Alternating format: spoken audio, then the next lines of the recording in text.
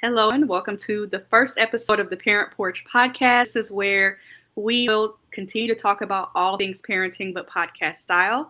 I am excited about this first episode because we're talking about prioritizing your spouse as parents, and I get the opportunity to talk to two people I've known most of my life. I won't tell you how many years we've known each other, but one of them I'm confident will tell you in the introduction.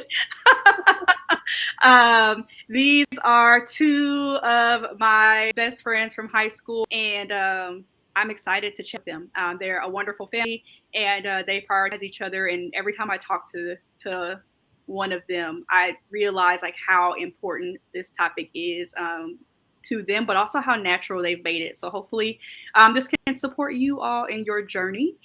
Um, all right, so here we go. I'm kicking it over to Ashanti and Larry Coleman to introduce themselves, and then we'll jump into our conversation. No, me. Oh, okay. So I'm Ashanti Coleman. This is my husband, Larry. We have been married for 10 years. 10 years, we just celebrated this past February. And like Dominic said, we all went to high school together. She was my best friend in high school. And then I don't know what happened over the years. He tried to steal me. Apparently, yeah. But yeah, we live in Fort Worth area. We have 5 children, and there's another one on the way. Some of our children are very, very, very close in age, so they've just kind of come back to back over the past few years, which is fine. It makes things fun and keeps it interesting. We both also work full time. So a lot of people are like, I don't know how you do it. And we sometimes don't either, but definitely the grace of God and the help of the Lord. And we do have help. We do have help, thankfully. We can't say that we don't. Our parents are big help. And we also have, friends or family members outside that will always say, hey, if you ever need us to take the kids or do something, they will. So yeah, that's a little bit about us. All right, Larry, anything you want to add? She nailed it. If I'm talking this entire time, we're going to have a problem because that's not how our relationship is. I was going to say, this isn't normal. So we'll get there. I know.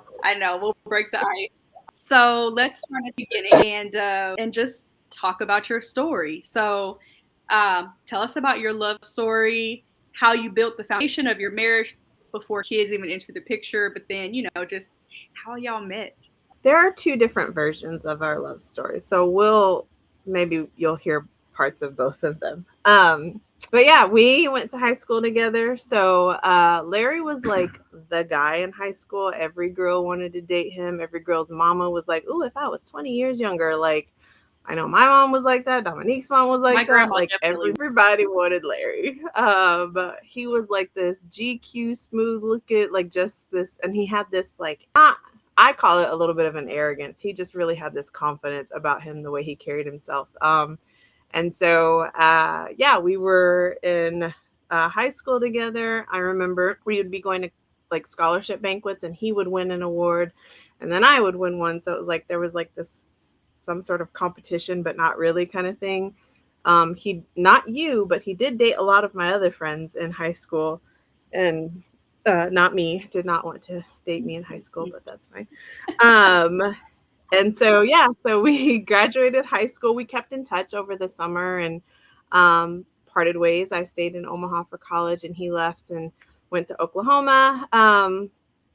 And we always kind of kept in touch. Like I remember we would come back a couple of times and we would be able to see each other, but then life happened and disconnected and I moved and he moved and, we went on and had relationships with other people. We both were engaged to other people, supposed to marry other people and obviously not supposed to because we're together, but reconnected in 2012 via Facebook of all things.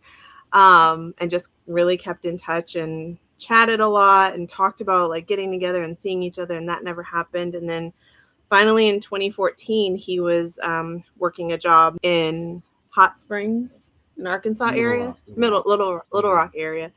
And I was living here in Texas and we were talking and I was like, oh, you're just a few hours away from my granny who lives in Texarkana. So my mom and I drove to Texarkana. He drove, met us, and we reconnected, saw each other for the first time in I don't know how many years.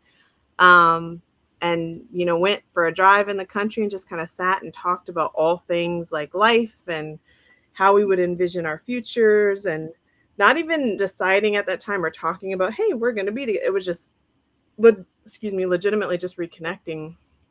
Um, and then from there, decided, okay, we're just gonna be together. So I think that was like August maybe of 2014. Saw each other again in October and decided we're gonna get married, and officially got engaged in December of 2014. Got married in 2015 because it's like, why wait? Like, I told him in high school that he was going to be my husband. I said if we aren't married by the time we're 30, then we should get married and have kids. And I was 29 and he was 30 when we got married. But I mean, my whole family will tell you that I claimed him in high school. I would always come home asking my mom if I could marry him, and she's like, "Who are you talking about?" Like, just thought it was really weird. But I just, in high school, I didn't even really like. I don't think I really even knew what I was speaking. But obviously came to fruition, and here we are. And yeah, we got married February of 2015, and he was like an on-the-road truck driver at the time, so he was not living here in Texas. So we got married and spent a few days together, and then he left, and then he came home the weekend of March 11th for 24 hours. Not even. And we got pregnant. It's like 6 hours. It was like a very quick. He came home for a visit, and boom, there are children in the picture, which wasn't the original plan. The plan is always, hey, let's get married and let's have some time and be together, because we didn't live together before marriage, so we had no idea the ins and outs of what each other likes and the things that would irritate each other and that kind of thing. And we learned all of that. And we still didn't even get to actually learn a lot of that in our first few months of marriage, because he was still on the road. He wasn't fully living here in Texas. So I would say like the pregnancy time period, that first 9 months, was like our chance to kind of learn a little bit about each other. But until he like officially moved here and we lived together, that is when like that foundational period kind of began. So that was happening with a baby, with his mom came and stayed with us and was helping us with the baby. So like we didn't get that like initial, like we didn't get a honeymoon right when we got married. We didn't have a big even like a wedding reception, first date, all those things. We chose a very untraditional route of getting married, because at the end of the day, it was about the marriage for us, and it was about like starting to build what that is. And so I think from that, like, that's where it's like, hey, let's build this foundation. We had a friendship, and that was really, really important. We had a really solid, like, I can remember us talking in 2012, and I'd be like, you're getting on my nerves and I can't talk to you right now. And I would hang up and we wouldn't talk for 2 weeks. And then we would pick up the phone and talk again, and he would act like nothing had ever happened, and he never did anything to irritate me. Sounds like Larry. And I should have known. I know. I should have known that would be kind of a precursor for what marriage would be like, because even now he's like, still do it today. I don't understand why are you irritated? Like, you're fine. So yeah, that's kind of like how we built our relationship. But like, just having a legit, genuine friendship, a love for each other, I choose you, you choose me, and this is what it's going to be. And every decision that we make after this and everything that happens after this is going to be based on the premise of, we want to have a biblical marriage. We know that we have roles, husbands love your wives, wives respect your husbands. Like, we know that we have those roles. And we know that we genuinely desire to make each other happy. So everything kind of encompasses that. It's built on that. We were talking the other day, and I thought the key was you were like, we genuinely like each other, right? And the way you said it was like, yeah, we just like, I don't know about if there was like a special thing, right? We just genuinely like each other. And I was like, exactly. Because I can think about times where I've dated people that I was interested in, and then realized like, I don't like you, or you definitely don't like me, right? Or seeing social media commentary around relationships these days, there is this conversation about like and love and in love. And when you said like, we genuinely like each other, it's just like your best friend. Like, I love my best friend. I also like my best friend. So we can Yeah. disagree, like we can see different perspectives. Like, you know, you're a mom and you were a mom before me, and Brittany doesn't want to have kids, right? And I can see the perspectives, in those Yeah. friendships. And uh, I'm like, but I still genuinely like them as people. So it's like Yeah. I don't know. I don't know that I have a second thought about, like what we can and can't talk about, or what we can and can't figure out, right, together. And so I love that that's just a piece of the foundation. Like, you were friends in high school, you were able to pick up continuing to be friends. You're still friends now. You will continue to be friends, right? Even in the marriage. So I really love that piece. Also, your With benefits. Now it comes with yes, benefits. like lifelong benefits, right? Like, and the good kind of benefits. Dental, Yeah, vision, retirement, Life insurance. Yeah. insurance. Yeah, so lots of benefits. Friends with Yeah, I love benefits, that. medical, dental, vision. Yeah. And as you get older, you need that medical, dental, and vision. Yes. Especially when you start having kids. The kids definitely need it too. Um, That's why a lot of people get married for those benefits.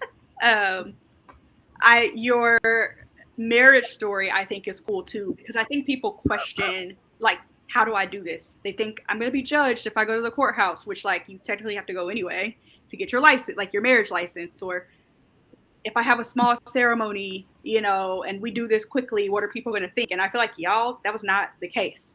You told me y'all reconnected that August. October, you're like, yeah, we're going to get married. And I'm like, what? And then you're like, in December, you're like, okay, it actually happened. And then February, you were married. And I know people had Yeah. questions like, well, is she already pregnant? Is she Like, pregnant? like, what's going on? Like, why'd they move so fast? And I remember saying, because I just know, as a person who's never wanted a big wedding, for me, it was affirming. Like, you can totally do what you want to do, because what matters is the marriage. Like y'all are still people who host folks And at the we, house and whatever, but like, why, like, do it our way, because it's your life, yeah. And so, yeah, it was interesting that, like, that's I the mean, question. I'm like, y'all, she's not pregnant. I mean, of course, a few months after I found out you were, but I was like, y'all, she was not pregnant. which everybody thought I was. Everybody thought that I was already pregnant when we got married, but I can tell you that was not a possibility. But we also, like, I mean, again, I was 29, he was 30, and at the end of the day, like, you in your teens and 20s, you know nothing. You are so unprepared for what life has to bring and offer. And I understand that there are some people who get married in their 20s and they're able to handle it and figure it out, and that's great. That is not technically always like the normal case for a lot of people. Not to mention, it depends on your family background. Like, I come up from a line of, I'm an independent woman, I don't need no man. Like, that's what I come from. So not a lot of marriage on my side, whereas he comes from, there's divorce on his side. And so we both grew up and had these visions of what marriage could be or would be, or like, I was Disney fairy tale style, that's what I thought marriage should be. But we also came into the marriage of like, okay, this is what we don't want. Like, we don't want divorce. I don't want to have children until I'm married. I don't want to, red tape and all that, all the legalistics. I didn't want to do any of that until I was married and, settled down and that kind of thing. And then I think the other thing is, like, we were broke. Like, we had no money, like $0. I was working, again, he was kind of doing odds and ends jobs of like insurance and truck driving. So he had good, like, types of careers, but like, there was nothing that was like, hey, he's here, he's stable, he's working X amount, whatever the case may be. And so we also had to get creative in how we had date nights in the beginning of our marriage. And he worked insurance, so he was able to earn like perks and gift cards and all that stuff. Like, that paid for a lot of our dates. Like, if we were going out to eat, it was, hey, because we have a gift card to go here and to go eat. And he was very money conscious. He still is. Still am. He's a lot better with money than I am. Whereas I'm like, I'm like Ariana Grande, right? I see it, I like it, I want it, I buy it. Like, whether I have the money or not, I charge it, that kind of thing. Like, that's how I was very young and irresponsible and wasn't really taught a lot of finance. And that's no slight to, my mom, my, parentage or anything like that. It's just, you only know what you know and you don't know what you don't know. And but we've learned a lot. And so now we are building these skills that we're able to pass along to our children. So like our wedding, my dress was $99 off the rack at David's Bridal. He wore a suit he already had. Like we were just like, hey, I found a church that it was a couple $100s. We went to Buca de Beppo afterwards for dinner. Like it was very basic and small. And it was like the people who can be here are the people that are going to be here. And we will celebrate as best we can. But we also got married and had no debt after the wedding. Like there wasn't this $20,000-$30,000 bill that we had to pay over the course of X amount of time or whatever. We stayed at a hotel that I think we got with points, I think the night after we got married. So it's like, we just found ways, because again, it was like, we just want to be married. We want to be together. We want to celebrate this as best we can. And I think people get so caught up in what the world tells you, what social media tells you, like, this is what things have to look like. And it's like, no, it absolutely does not. Your life, your marriage, your parenting style, your like, you grow up with family all around, but then it's like, I don't actually have to be around you as an adult because now I'm grown and I can make my own choices. And I don't, whereas as a kid, I always had to be wherever, because it was the family's getting together. But now it's like I can make those choices myself. Like it's the same with everything you do in life, like how you get your education, what types of jobs you work and how you make money. All of that doesn't have to look like what someone else says it has to look like. And even though you said like it was basic, like if the pictures were beautiful, they still are. When you like post them on your anniversary and stuff like that, like it was beautiful. I wasn't able to make it, but I remember like how perfect it looked and how perfect it felt and how much in my brain it made sense. Like that totally makes sense, right? The way that you did it. And so hopefully that like helps some folks who are like, okay, we want to be together, or maybe you did exactly what they did or less, right? That you understand that like it's totally okay. It is your story. It's your life. And I definitely wasn't good with money back then either. And I was a single person. So, I think, sometimes people like they may have this like guilt or regret or this shame about how much maybe they spent, on a wedding and all the festivities. And I feel like I've never heard y'all say that. Like I think we were really happy with things. And I mean, at the end of the day, it literally was whatever's going to make us happy. So I can remember one of my mom's friends was like, hey, I'll do your makeup. Okay, great. And she started doing it and I didn't like it. I was like, no, ma'am, you got to go. I'll take care of this myself. Like, I just did not care because I'm like, okay, well, this is my wedding and this is how I want it to be. And I wasn't trying to be like a bridezilla or anything, but I wanted to really protect the fact that like this was for us. Like this was not about everybody else. Like this was really it was the one moment we were really going to have like for us. And I wanted that to kind of set the tone for how our marriage would be in kind of creating those moments that we would have for us. So kids, we know that your first child entered the picture the same year after marriage. And now you've got 5, 1 on the way. I know life is busy. I know there's a lot of moving pieces all the time, even on your off days, which I know. There's just like a lot going on. So what are some like specific ways you prioritize each other as a couple, like, even in the midst of having this big family? Your turn. I'd like to make a point of clarity before the court. As I think about this, I want, terms and definitions are very important. So I think just like with the comment earlier about friends with benefits, I'm sure many listeners immediately went to one thing, and then I said medical, dental, vision. So everybody has a different perception of different things. So making sure we understand prioritization. When we say prioritization, I think we all have different definitions. My definition of prioritization is not per se that, she's always first or something like that, but that needs are met. And she'll be the first to tell you that it's not so much my love language, but how I communicate when she says, about things she wants or desires. And then it's actually kind of a running joke now because she knows where I go with it. But I say, when you turn on a light switch, it comes on, doesn't it? Or even if it's broke, then I fix it. That to me is prioritization. So I want to make sure that the listeners and viewers, they understand that it's not always prioritization as the Western American culture puts it, as she mentioned earlier, like Disney, where she gets every single thing she wants or this, that, or the other. It's prioritization that needs are met and that things are taken care of.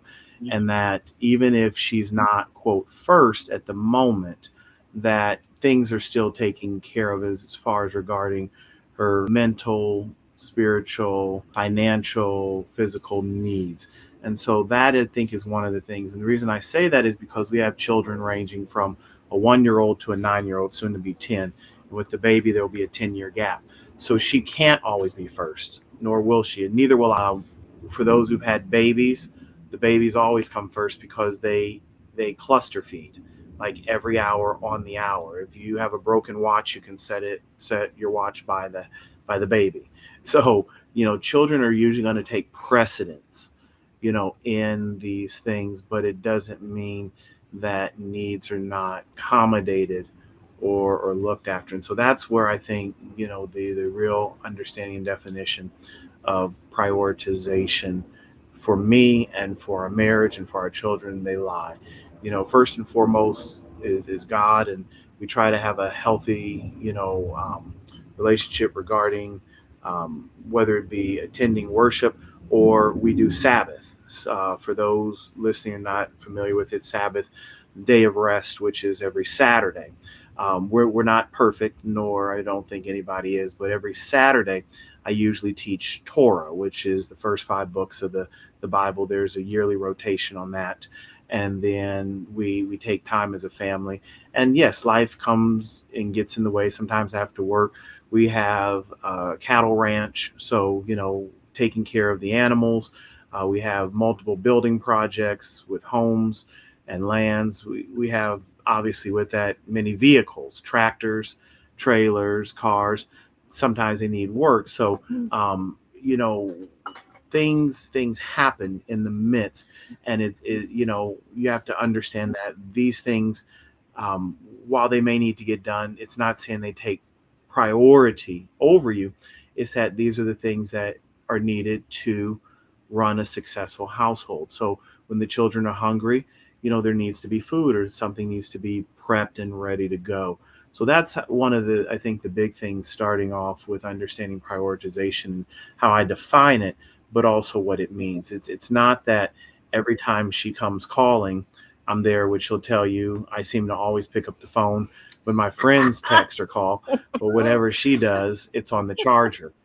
I just tell her stop calling when the phone's on the charger. Stop texting when the phone's on the charger.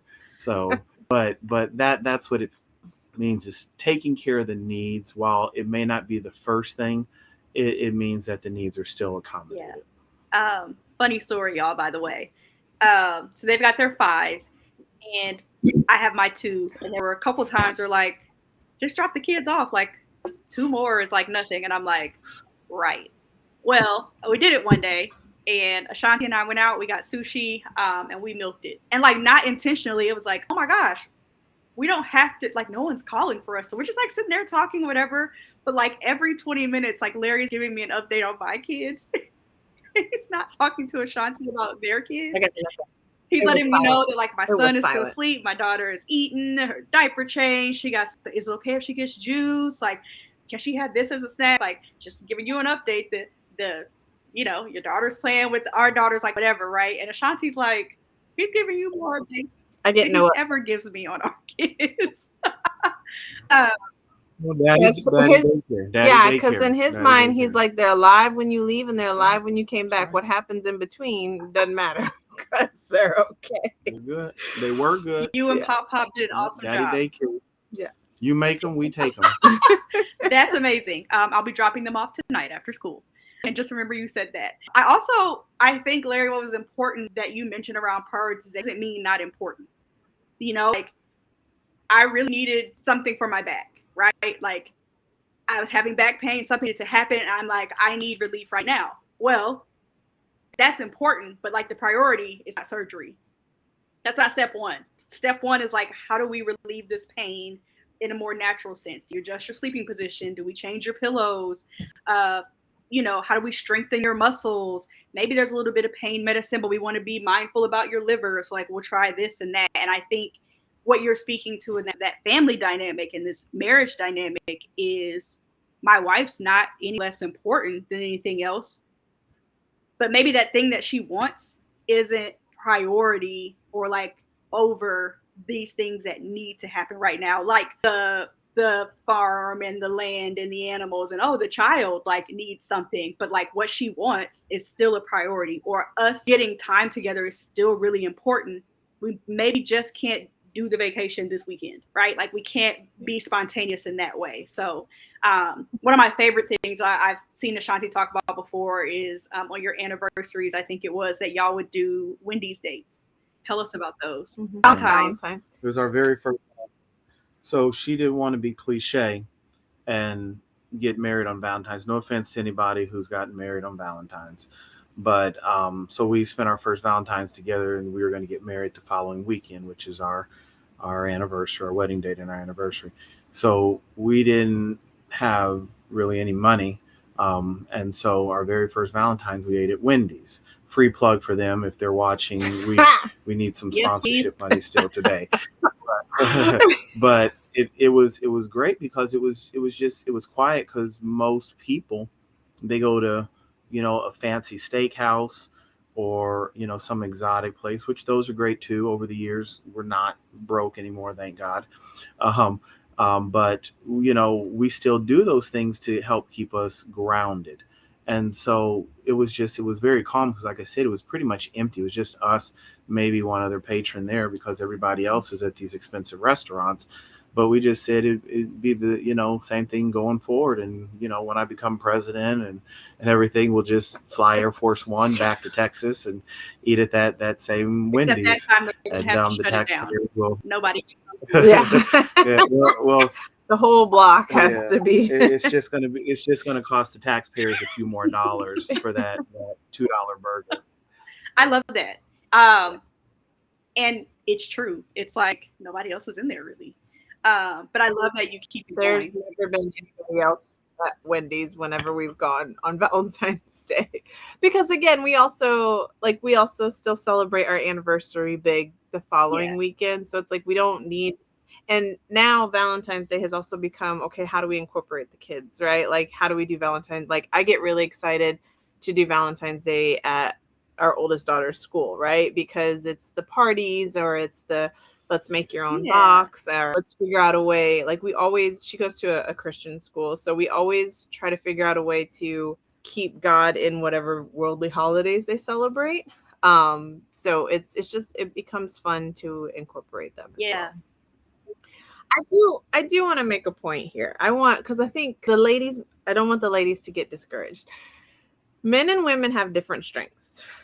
Larry is like men. Most men are logical. They are rational. They think. They're like, how do I fix this? How do I work on this?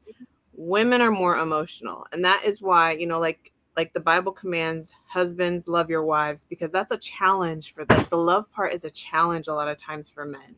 That's something that they actively have to work at. Women, respect your husbands. That is not something that comes easy to us as women, as you can tell from Adam and Eve. And she went and did what she did anyway. Like, it's not always something that comes. It's something that has to be practiced. It doesn't mean it's not a part of us or in us. And so my strength is like, I can plan the vacations and I can plan the date nights, or I can say, hey, we haven't had time together in a while. Can we do this? He doesn't tell me no. He's just like, okay. Like, it's not always going to be the first thing that he actively thinks about. Just like the lights may come on in my car. I'm not always going to be like, hey, I need to actually do something about this. He will be the person to take care of that. So, men and women have different strengths. And I think it's really important that people operate in those and respect the boundaries of those, and don't go into this with false expectations that how you love your spouse is the exact same way that they're going to and should love you, because that's not the case. There's the 5 love languages and all those things that people talk about. It's okay that and I've learned that over the years, because in the beginning, that's not what I thought. I thought, why isn't he surprising me? Why isn't he planning all this stuff? Why isn't he doing all this stuff? And in his mind, he was like, why isn't she doing all this practical stuff? Yeah. Like, you know, he used to gift me with tasers as like birthday gifts, you know, I like love that. like this But is, yeah, you know, like this isn't really sweet. But he's like, but I want you to be protected. Like if you go out somewhere, I want to make sure you're okay. And there's a story behind that for those watching and listening. It's not just random. She used to work at a college university overnight. Yep. And unfortunately, we've seen many tragic stories of abuse, abduction, those types of things. And so, as a friend, I mean, I mean, that was just how I'm geared and wired. So it wasn't just a random, like, oh, here's a Yeah. club, here's a baseball bat, a Louisville Slugger. There was rationale. Yeah, I want you to to be it. I want Yeah. to protect you, even as a friend. I want Yeah. you to be Yeah. protected. And he has developed a lot of the more like romantic things over time, because he's seen like what I do respond to, or he's seen, you know, okay, this makes her happy. Because that's the thing. At the end of the day, we also still genuinely want to make each other Yeah. happy. So, you know, if that means that we go out of our own comfort zones to do those things, like we will do it. It doesn't mean it's going to happen every day all the time, but it will happen to the point where it's like, I heard you, I see what you're saying, I can deliver, here you go. And then it's just, okay, well, that was great. I really appreciate that. And enjoying that moment. Like I still reflect on some of the really great things that he's done over the years. Um, but I also still appreciate how protective he is. I appreciate how much he thinks about the provision, and these are things that we have to get done. He does a very good job of balancing that. Yeah. So I don't want people to get discouraged and think that like, oh, okay, so it's just about, you know, your needs being met in marriage. It's a balance. It Yeah. is a balance of love and needs. It's a balance of prioritizing the things that need to get done and prioritizing how to like continually keep the other person happy. There's a lot that Yeah. comes with it. But So it's also, I think, abundantly important to make clear and reiterate ad nausea that it's not like storybook yeah. fairy No, tale. life is not That that. that's why there are cartoons and digital imaging now. Um, because that's what it is. It's romanticizing something which is not realistic. And anybody who tells you it, I caution heavily to listen and model your relationship after it, because it really is also unsustainable. And many times when you see that, the TV shows, that's what they are. They're TV, and they're entertainment, and it's not realistic. And for those who are, I'm sure there's one in 100 or 1,000 where it works, but by and large, it's not the norm. And then with that, the caveat, you got to look at those things. For that, do these people have extra help? Meaning they have somebody that cooks, they have somebody that cleans, they have somebody that does all the things. Because again, at the end of the day, these are the things that have to get done. And that's the point that I think I want to just drive home, is that there's fantasy and romanticizing, but then there's reality. It's not that the two can never cross, but they don't coexist in the same realm and dimension in Yeah. perpetuity. Like I said, you have children, they have to be fed. So when you see these people on TV and they're going around shopping all day, yeah, that's a piece of it, but who's taking care of their children? Obviously not them for the most part. Doesn't mean they don't spend time with them, but these things have to be done. So if that person's not doing them, somebody else is. It's a fallacy to think that you can have children or you can have and all these things happen, because needs have to be met on every side. The children's needs have to be met, even the husband's needs. So if the woman is shopping all day, who's feeding the husband? you know and so this is where a lot of times things can happen and pitfalls come in. And then we hear the other side of the story. Well, that person stepped out in the relationship. Well, why? And then when you drive and you do a root cause analysis, like in Yeah. business Yeah. school case study, well it was, and a lot of guys will tell you, well, they mean nothing to me, or this or that. It wasn't because it was, quote, romantical, or romantic, but it was because, hey, I needed to eat and my wife hasn't cooked in 6 weeks, or I needed different thing. And that's what they'll Yeah. tell you, is that the little needs needed to be met. So that's again the thing in prioritizing. It's not that it's always first, but it's that the needs are being met. So whereas, like she says, she'll drive the car and there aren't lights on, those are the kind of things, that are part of it. Because just like a vehicle, same with marriage, it's like a vehicle. If the needs aren't being met, they're somebody's going to go elsewhere. On both sides. Yes. Yeah, on both sides. So just if- like he on both sides. So again, if the woman needs love in a certain capacity and the man needs, Food. something physical in a certain Food. capacity, it has to be both people. Like, and that's just how it works for us. I understand that there's probably gonna be people who watch this and are like, he can't make his own sandwich, like he can't get in there and do that himself. But that, again, but a that's lot of times He does cook, clean up. yes, I've seen it, right? Yeah. but a lot of times can't. And that's my point, is that with the example of the car, and I'm using these analogies because I'm talking to the men specifically, and women, obviously, you're listening, but the oil needs to be changed. So if you don't do it, she's going to go elsewhere. And obviously that's not going to typically lead to an affair or something. But the point is that it still needs to be taken care of.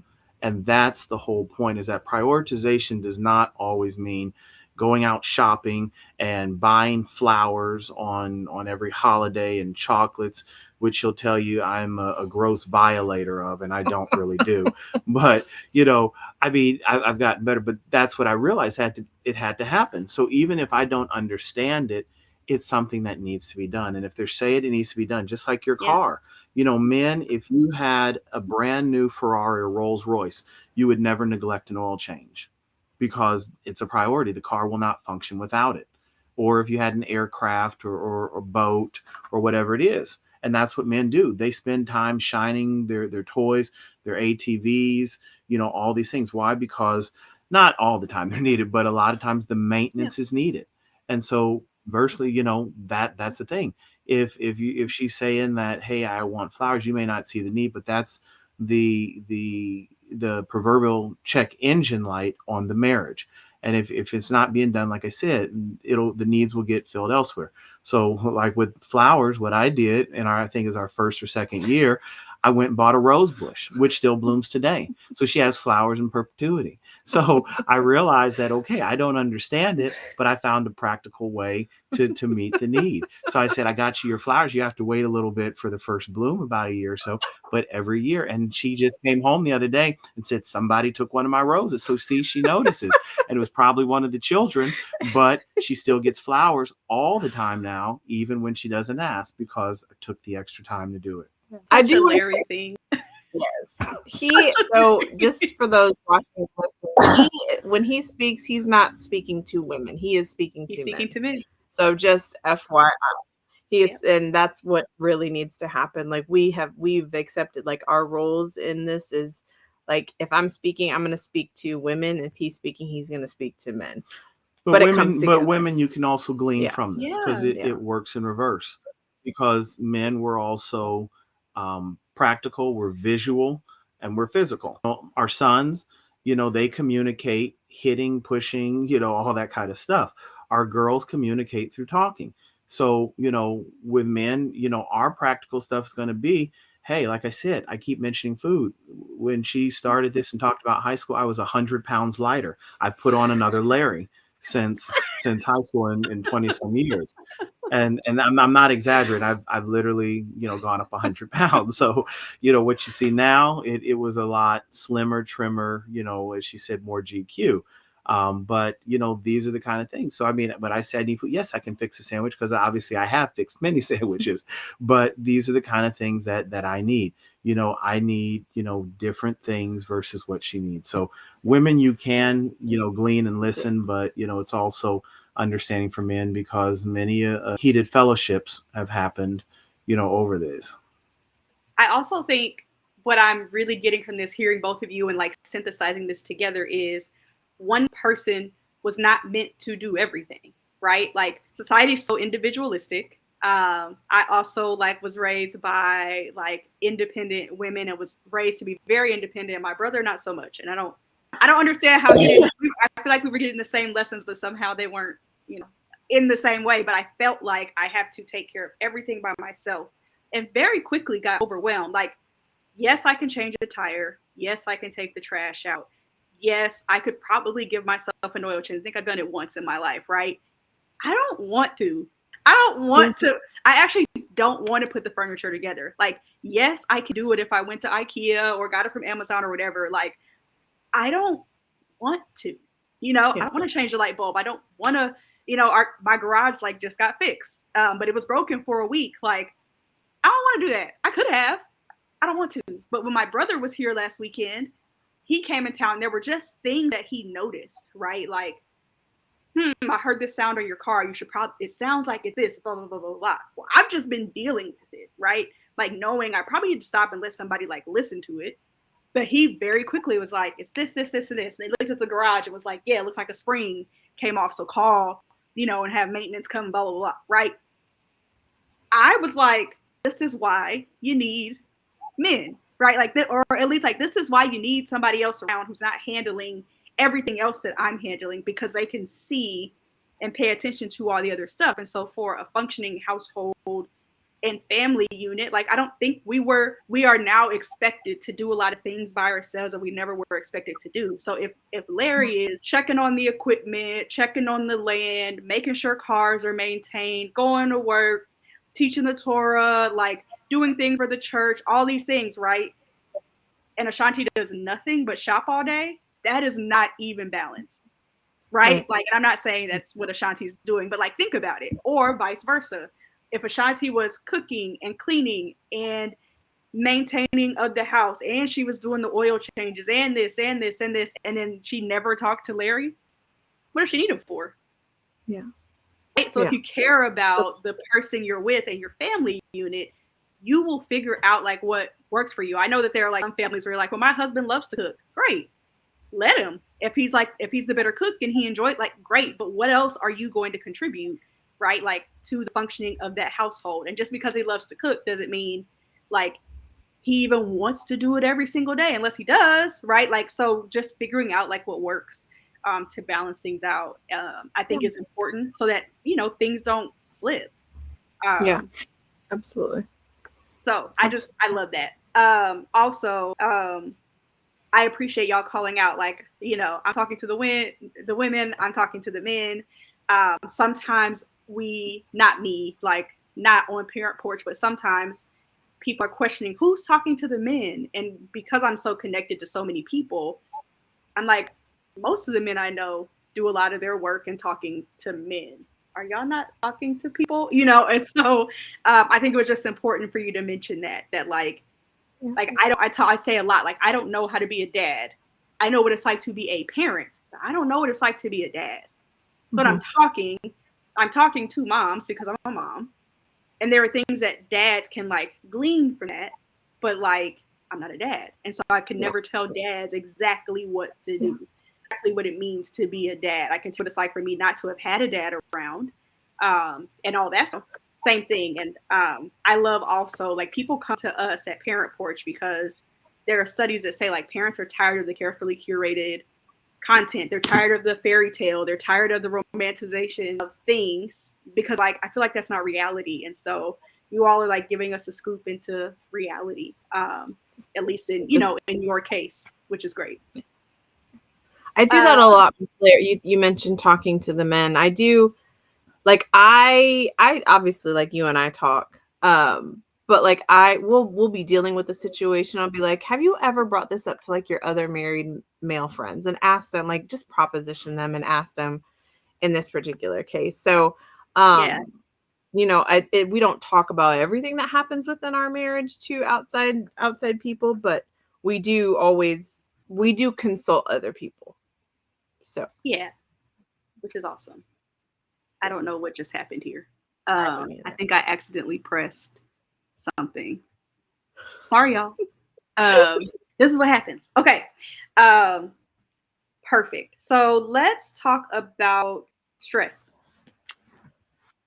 The stress that comes with like maybe supporting each other emotionally, physically, spiritually, with like just the stress of parenting children. I'll go. There isn't. So that's my answer. There isn't any of that stress. It's part of life. Now, I mean, there may be some may classify those things as stressors, but to me, it's just part of life. It's not. It's like saying, how do you balance getting dressed in the morning and this, that, and the other? You just do. It's what it is. Now, yeah, it may take time, but you as to say, make time for it. If I know I need to be out of the house at X time, I get up in ample time. So yes, I'm not saying there are not duties, roles, and responsibilities to it, but it's part of it. When I think of stress, for at least me personally, it's something where it causes an issue with functioning properly. Where a stressor may be a deadline to get a project done, and in doing so, you're so rushed, you make mistakes. But if you adequately prepare, just like back in high school and all the books we had to read, and if you read your books, there wasn't stress. The only stress was when you didn't read and you bought Cliff's Notes for everybody out there. This was before AI and Chat GPT and Kids Gronk. today will never know. Yeah, there was I a also thing. feel attacked right now. There were still other books, so it was actually an irony because you didn't read the book you were supposed to, so you read another book which summarized the book you were supposed to read. Yeah. But the teacher back then was smart enough to know that the answers on standard things were in this book, so then they would dig for answers that you couldn't get out of the book, so you would know which children still read or didn't read. But that would be the only stress. It's like, oh man, are they going to ask the questions that are in the cheat sheet notes, or are they going to ask the questions that are outside of it? But if you prepared, then there shouldn't be stress. If you, I mean, there may be one-offs where at 2 a.m. you go to change the diaper in the dark, where you're just kind of feeling your way around the diaper straps, but then you smell something and you realize that it's not just a wet diaper, and now there's poo everywhere, and it's like, oh man, so now you have to get up, change the baby, change the sheets, change everything. That can be a type of stressor.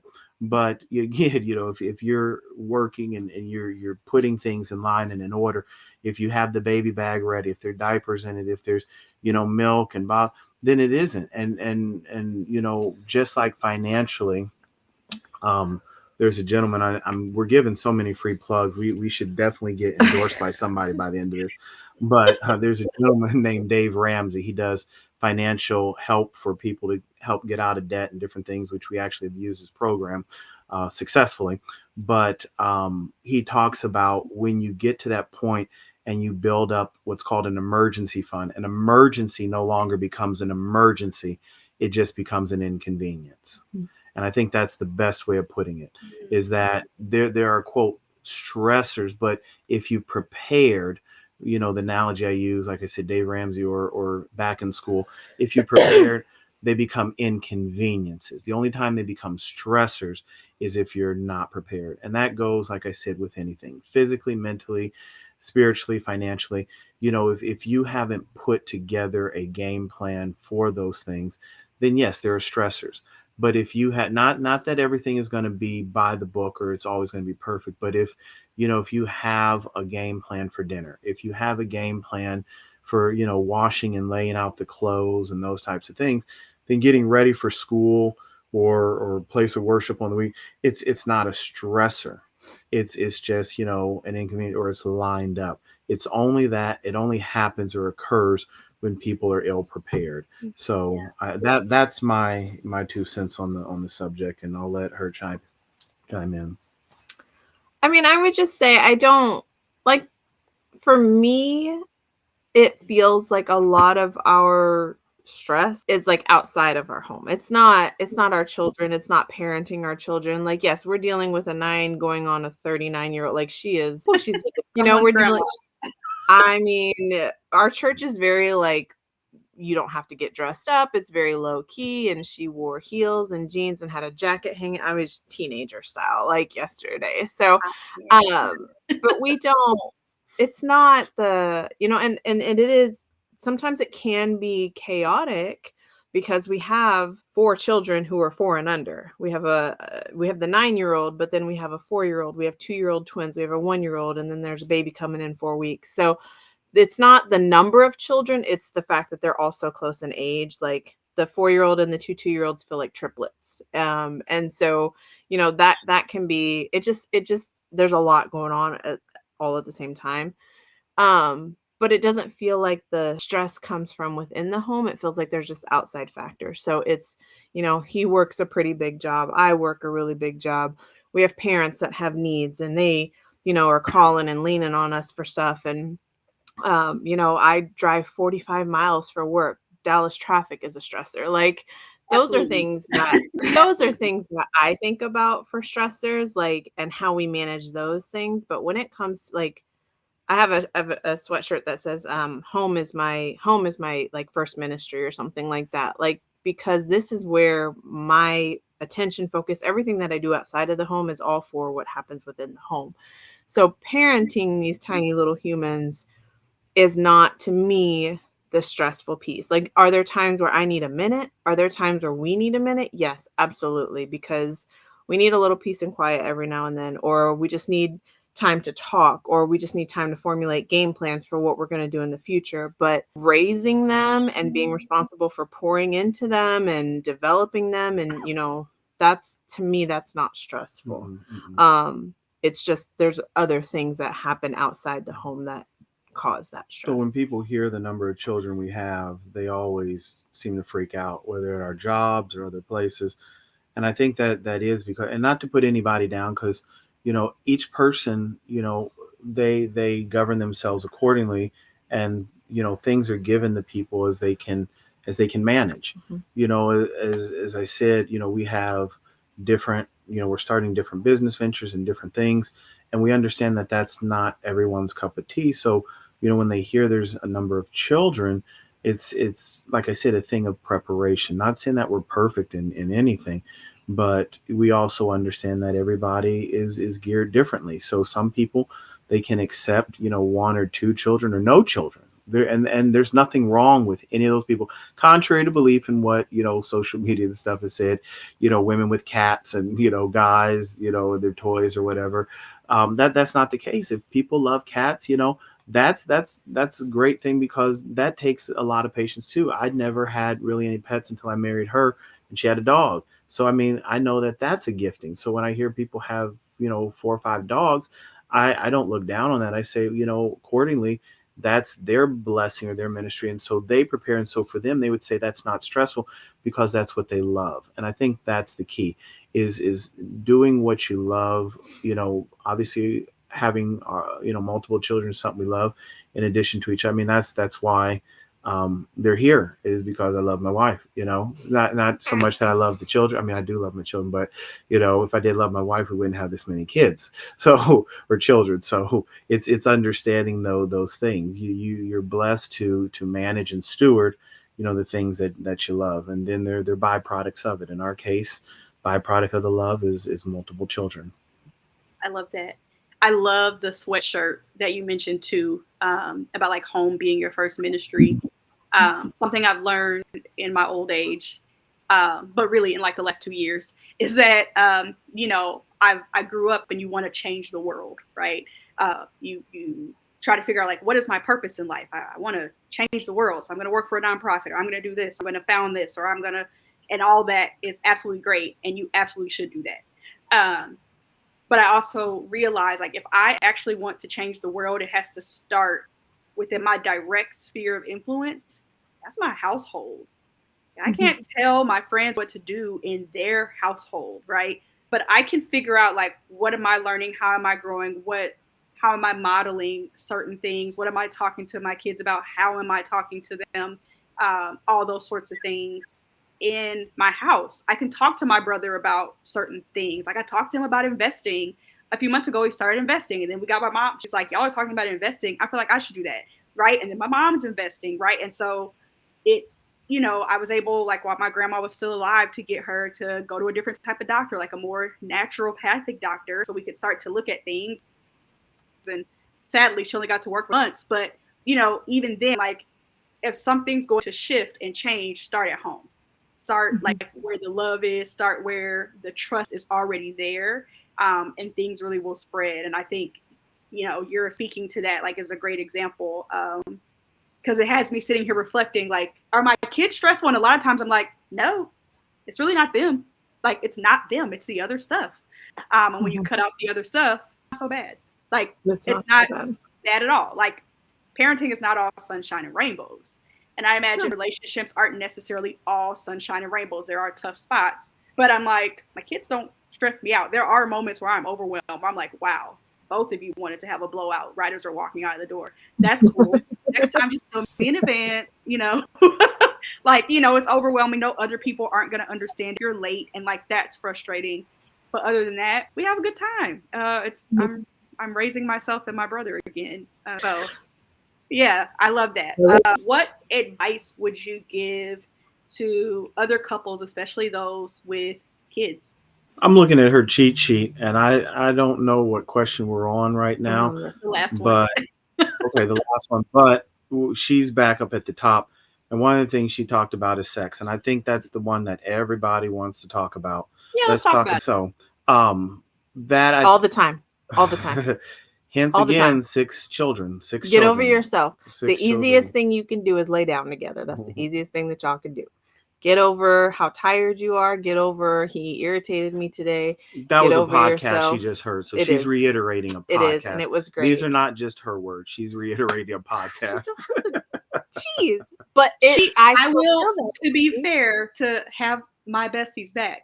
She has said this before, like 6 years ago, like when we were hanging out. So she has said this before on her own. Like, she wants to make sure that you don't have a chance to think about nobody else. Anybody else. Like, when we first got married and he started his job, he's got a couple of friends that would be like, hey, let's go to the strip club. I'm like, no, this is the only nakedness that you need to see. You don't need to see other nakedness. Bring You don't those need dollars home. You don't need it. Yes. I can do all of that, and you can toss the money at my feet if that's really what you want to do. But we're not doing that. I mean, she wants more than $1 bill, so that's the difference. But I'm worth more than $1 bills. But I'm Team Ashanti right now. My pockets don't run that deep yet. The funny thing is, I remember like having a few years ago, I can remember having some of these conversations with my team at work. I've got some young married people, some young single people, and it would literally, like, we got to the point where it was like, anytime we can, however often we can, as long as there's no monthly visitor kind of thing, like, because it's a way to stay connected. It's not just about the physical piece of it and kind of getting off. It's not just that. It is a way to keep you connected and to keep you prioritized. It also is a great diffuser for arguments. Like, I'm pretty sure that there are several times where, like, I might go to bed irritated, not angry and not upset and not, but like irritated. And it diffuses a lot of things in your relationship that you're like, okay, I really didn't need to be this upset. I know it sounds kind of trivial, but all the time, as often as you can, stay connected, stay loving on each other in any capacity, and recognize, for the men, I am going to say this to the men, recognizing that it starts all day long. It is an all day long thing. So it is how you communicate to her. It's how you touch her when you see her. Like, I tell him all the time, like, you just putting your finger out, that's not enough. Like, touch me throughout the day to let me know you're thinking of me, you want me, you desire me, because then it's easier to kind of engage in that act, because sex for women is more emotional than it is for men. But it's not a hard thing to do. Y'all are my friends. I feel like I can tell you this. I'm glad that you said that, because in my dating life, I feel like that hasn't been understood, where I'm like, I nothing about anything in the past week has turned me on, and you want to touch me? No. But so I'm like, so we can just be done. Like, we're like, we can just be done, because it's not just a physical thing. Like, were you interested in like how my day went? I'm checking on you. Did you reply and check on me? All of those things. And I love, like, when you're talking about your marriage, like, show me you've been thinking about me, because that matters. And like, some days, like, it may not take all that. You both might just be ready, right? And then, but I think when you're talking about a 10-year marriage with all of the children you have, like, all of that stuff, like, it matters in busy days, and with everything that you have going on. And so I think it's just important that you just said flat out, do it. Like, do it. Now, what do you say if somebody is tired or in pain? What do you say then? Like, maybe somebody who deals with like chronic pain, or Yes. maybe they've got a disorder that like has them really fatigued. Yeah. What would you say? I'll let her answer that, but I was going to say this is one of the last things I wanted to say on my part is that although I didn't read the questions and prepare, hence kind of the whole Cliff Notes thing, you can tell how I did in school. But I tried to set things up for kind of the big, grand slam in the ninth inning, bottom, night, 2 out, everything I've said today is kind of really been leading up to this because I knew this was going to be addressed. And I coined this phrase about a year ago. So all copyright, I will come after anybody who uses this. But when I was using the analogies with cars and things, guys can understand this. They can understand it very well. And when I said about the motor oil and stuff, if you don't change it, somebody else will. And so I came up with this phrase, and I said, sex is the motor oil of marriage. I will have T-shirts, coming up, and bumper stickers, but that's really what it is. Sex is the motor oil of marriage, and so it doesn't mean that it's the end all, because you still need gasoline, you still need antifreeze, you still need all that. But the most damage done to an engine, whether it's your boat, whether it's your your RV, your Class A, bus, lawnmower, everything, helicopter, jet. I'm speaking to all men. Whatever you have, whatever toy you have, they will tell you that the easiest, but also the most damaging is that oil. So understanding that is the key. So, all the other fluids and things, they're important, but making sure it's well lubricated. And women, conversely, the other side, same thing. I remember in school, I went to a small private, Christian school. And so once a year, they'd have separate chapel services, one for the men, one for the women, where they talk about men and women issues. And I'll never forget one of them. They had a picture. They showed two pictures, and one was of the space shuttle, and it was all the bells and whistles and everything. And they said, men, this is a woman. They said, if you flip a switch when you were supposed to turn a knob, it will be, Houston, we have a problem, or there's an issue. So it's understanding there's much more complicated things to it. It's not, you can't just get in the space shuttle and fly it. But they said, men, this is you. And they flipped that picture from the space shuttle computer to a light switch. And it said at puberty, it goes on and the light never goes off. That's all you need to know. So understanding those things, that I think is really the answer to your question, is understanding. It's making time and provision, but, understanding both sides of it. Like she said, it's hard to be upset when you're naked and vulnerable. And that's a lesson in life, in anything, in a business meeting, in anything. If you're unprepared, is that proverbial naked, vulnerable feeling. So it's ministering to your partner, your spouse at that point. And I believe that's what it is, because we as believers, it's that intimate time where, not to get weird, because I've even seen YouTube videos where pastors are talking about, this analogy with God, but they take it one step too far. But, it's bottom line, it's that intimacy. For men, it culminates in a different way than with women. But at the end of the day, it's about intimacy, which is into me, I see. You're into me, I see. That's what it comes down to, is saying, hey, I'm into you, you're into me. I'm digging on you, you digging on me. Oh, Lord. 40 years and over. So that's the answer to the question from me. I'm done, and I'll let her kind of jump in about that, because I know for women, there's some things that happen after menopause.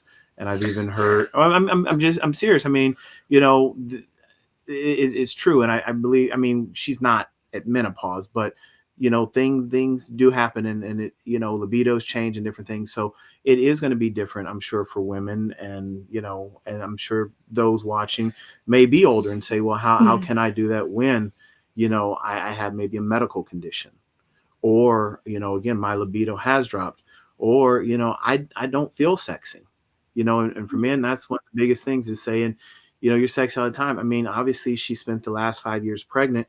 So I've seen a belly for that. And I can tell you, even with the belly, I mean, it's no different than without. And like she said, she wouldn't let me go to the strip club. Not that I would, for those watching, like, oh my gosh, he goes to the strip. No, it's not that. But I'm saying, seeing a pregnant, and I'm going way off track. No, it's not that. Some people are like, oh, he's into pregnant women too.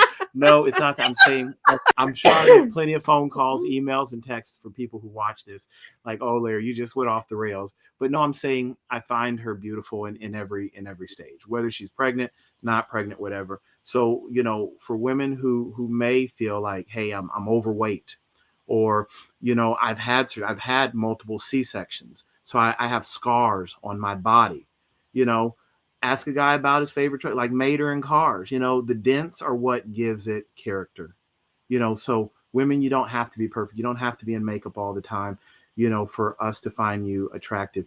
It's just, like I said, on both sides, meeting those needs, spiritually, mentally, physically, all those things, we will find you attractive. But when you've done those things and prepared, for us, it'll still reciprocate. Now I'll let her kind of finish out the interview. I feel like you answered it really well. I really did. When it comes to, like, I can't speak to the chronic illness. I can't speak to menopause because we're not there. Not there. I can speak to you with being in pain. Like he said, I've been pregnant since 2020. And it has been, it's tough sometimes. Like, hello, pregnant belly, and you're trying to just to roll over in the bed, to get out of the bed to go to the bathroom is a struggle. But at the end of the day, like, I love my husband and he loves me, and I want him pleased and he wants me pleased. Or I want to stay connected. I don't ever, like, I can't stand when he's gone for 24 hours. I think it was a couple weeks ago, he went out of town literally for 24 hours. I was like, you can't leave again. Like, I miss you when you're gone. Like, we have just really built that type of connection where we just genuinely want to be around each other. And I'm the one saying this, so maybe this is one-sided, I don't know. But like, but you figure out a way to get it done. So you figure out what positions work. You figure out a time when you're not, if it's 10 o'clock in the middle of the day and you're like, hey, I'm home, you're home, I feel good, you feel good, let's just go to the bedroom. Like 3 o'clock in the morning, hey, I'm awake, I just went to the bathroom, hey, I'm awake too. Like, we find time.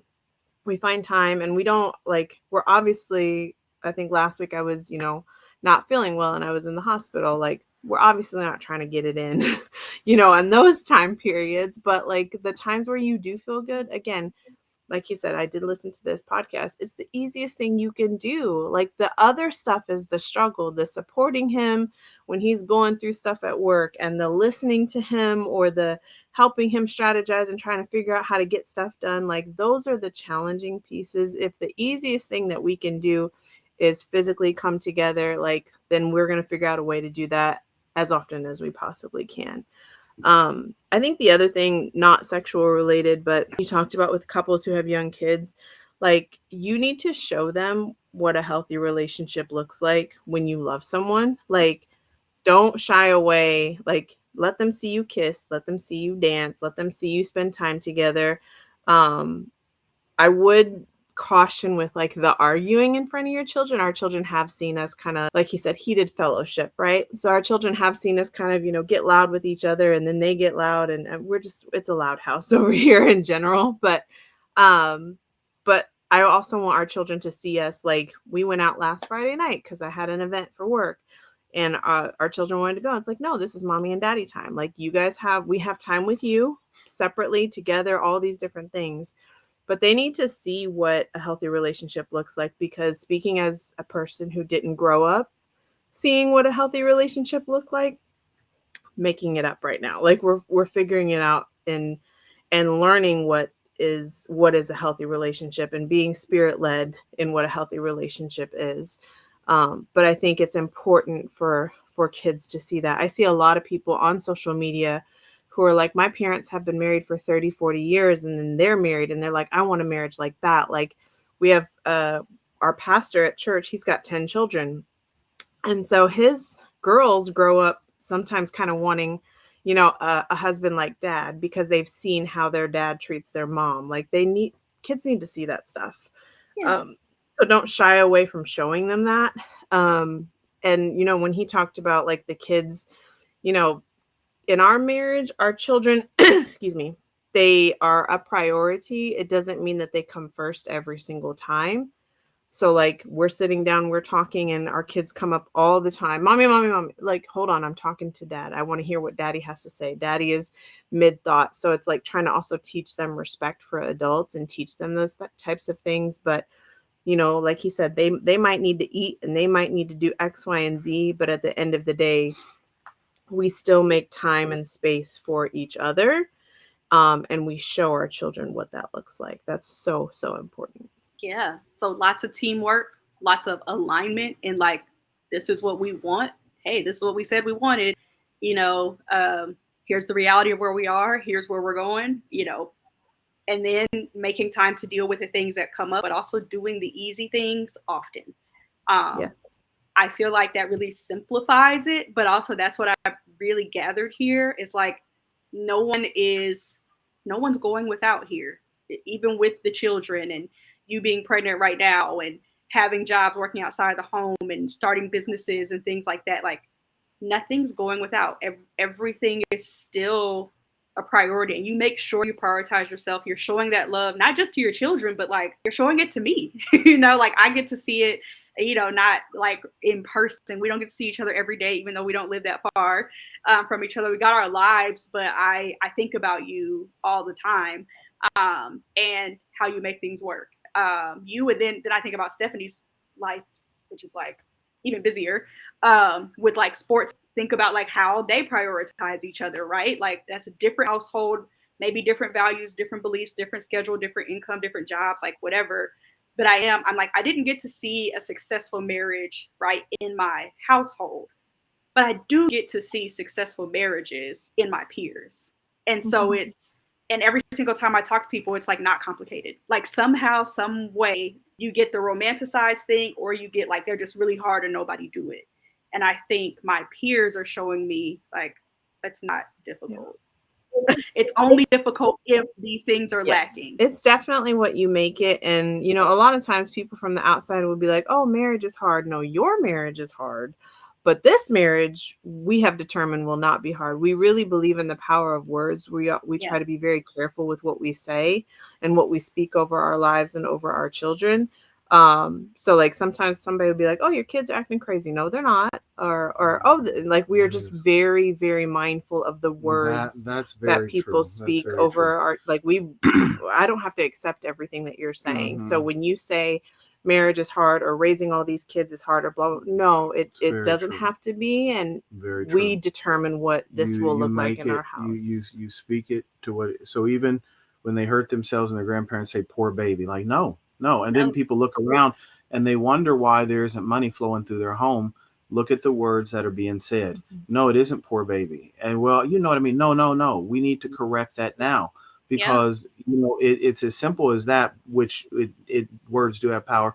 But if you're saying something like, oh, poor baby, or you'll say, man, I'm broke. Is it when I said we were broke? We were, but then we also changed our speech and those types of things. So, that is huge is your words. And, I want to just make abundantly clear as we close this out, the thought process of prioritization of the marriage. When you read it biblically, and I'd be remiss if we ended this interview and I would have forgot this, but when you read the scriptures in the Bible and you read about marriage, there is one purpose and one purpose only. Now, people, we can debate this. You can send me emails and texts and everything, but God clearly says the purpose of marriage. And I'm not going to get into a long dissertation, but we go into Genesis 1:26 where it says, let us make man in our image and our likeness. Let us give him dominion. So it's the purpose of extending a heavenly kingdom on earth. So when God chose Abraham, when you read it, and don't doubt me on this, but when you read it, it says the reason he chose Abraham, it didn't say that Abraham was even his first choice, because Abraham came from a family of idol worshipers. That's how they made money. Abraham was rich. He didn't need to follow God because it said his father made idols for the pagan nations. And so he had money.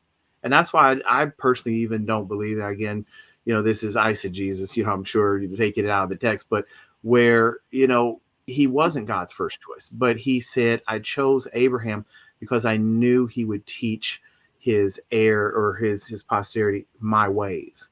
And that's the purpose of marriage. So a lot of people, when they get mad and they say, I'm done or this or that, I say, well, how come you haven't quit your job? Well, I need the money. Well, I mean, you endure things you don't like because there's a greater purpose. Mm-hmm. And that, at the end of the day, is the purpose of marriage. So when we talk about prioritization, the whole purpose, I mean, this whole hour and change, it can be summed up. We could even scratch it. If for some reason it didn't record and we get the last 30 seconds or minute, it comes down to this. It's prioritization of God and his purpose for your life. When you get that, everything else falls into place. When you understand the purpose of why you're here, if you have a pulse, you have a purpose, and God has a plan. I'll say that again. If you have a pulse, if you're breathing, you have a purpose and God has a plan. So when you prioritize God's purpose for you and your life, then you will understand marriage and that there is a reason for it. And it's not just for sex. It's not just for your needs, or I need to have somebody validate me, or different things. It is for the purpose of accomplishing God's goal and mission, which is extending his heavenly kingdom here on earth and creating heirs to a kingdom inheritance, to create a landscape here that mimics heaven in the heavenlies, in a different realm here on earth. When you prioritize those things, then your marriage, your children, and everything will fall in place. It doesn't mean there won't be hiccups and road bumps, but like we said earlier, an emergency is just an inconvenience. When you prioritize God and his plan and his purpose for your life, then your marriage and your children will all fall into place. It doesn't mean that there won't be some wayward times or times you question and things going on, but at the end of the day, it will all come together, and that's his promise. So, I mean, that hour and change could be summed up in those last 3 minutes right there. We're going to pass the collection plate. We're going to make sure that Wendy's should have some sponsorship and gift cards coming. Who else did we talk about? Ramsey, Dave Ramsey. We should be getting a free seminar or something.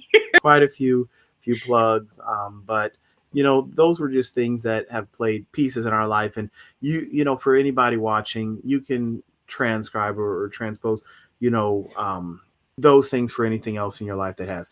Again, the point is, it's not quote Wendy's. It's finding a place where you can just have time for whatever state you're in. I mean, there's some restaurants that whenever we go to that state, we're not going to give any more free plugs now, but we always frequent those places. Or when we talked about when we got married, there was another restaurant we named, which I'm not going to name you, not because negative, but like I said, no more free plugs. But the point is that we made it work. Is that if all you can afford is the courthouse, there's nothing wrong with that.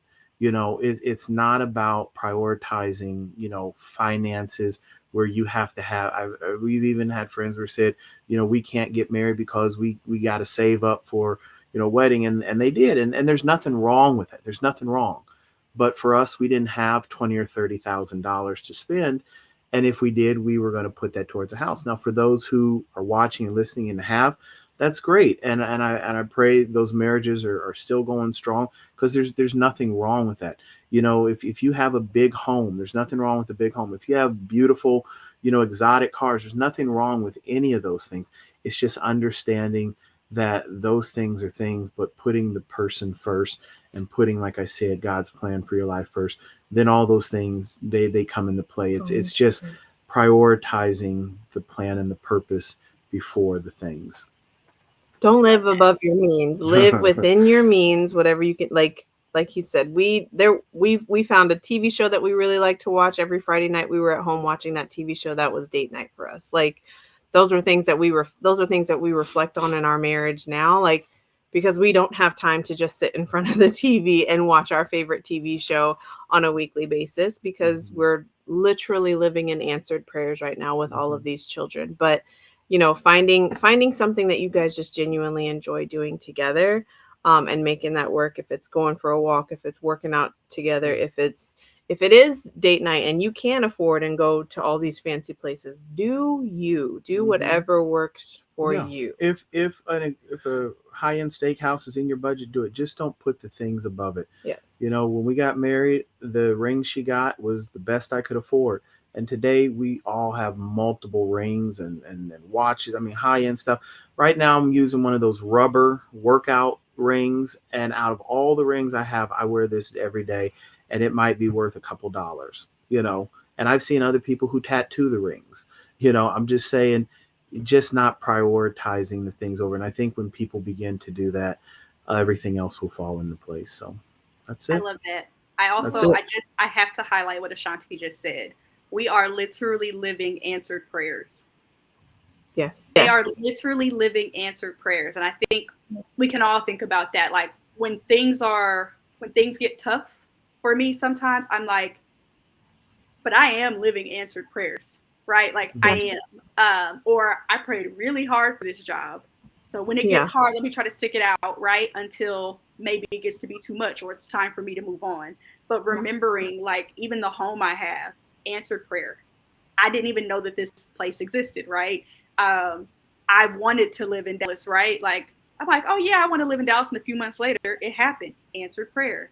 The amount of money I'm making, while it does not feel like enough, it is an answered prayer because I recognize the privilege that I have and the things I'm able to do. And so remembering that too, like your marriages and your relationships are likely answered prayers. And so, you know, if there's something you can be fixing, which I imagine in a lot of cases there is things that can be fixed, work on it. Be intentional. Like if your date night is we sit on the balcony for 30 minutes and we just chat and laugh and sing and do that. Nobody has to know about any of that. You don't have to take any pictures. You don't have to put it on social media. Nobody has to know. Just live your answered prayers. Yep. Thank you, Ashanti and Larry. This was an amazing conversation. I'm sure we could talk all day and probably talk on a number of topics. So I will absolutely invite you back, or if you ever want to come back, just let me know. I hope that everyone who views this conversation, one, that you share it, you subscribe to Parent Porch, but also that like you listen to it a few times and maybe take some notes and like really like let some of these, like there's so many nuggets, right? Let these nuggets like really soak in. And, you know, think about them and think about, you know, if you are in a relationship, like what are some things that you can apply to keep it simple? All right. Yep. Well, I pray for y'all all the time. You know that. Praying for healthy, successful delivery, that the kids continue to do great, that the land and all the endeavors that you have well, and that even there are people I know that you hope to touch, right, from this podcast, whether you know them or not, because I know that about you all. And so I hope and I believe that this will reach the people that it is meant to reach and more than that. So thank you for spending time with me today. Yes, we're so happy to be the first, like, what is it? You said the first YouTube podcast. Ooh, I feel so special. Yeah, we're the first of podcast episodes is YouTube. So yeah, I think it's a perfect topic. So thank you so much. Thank you. Go on and enjoy the rest of your off day. And yeah, everyone else, thank you for joining us on the Parent Porch podcast, and we'll see you next time.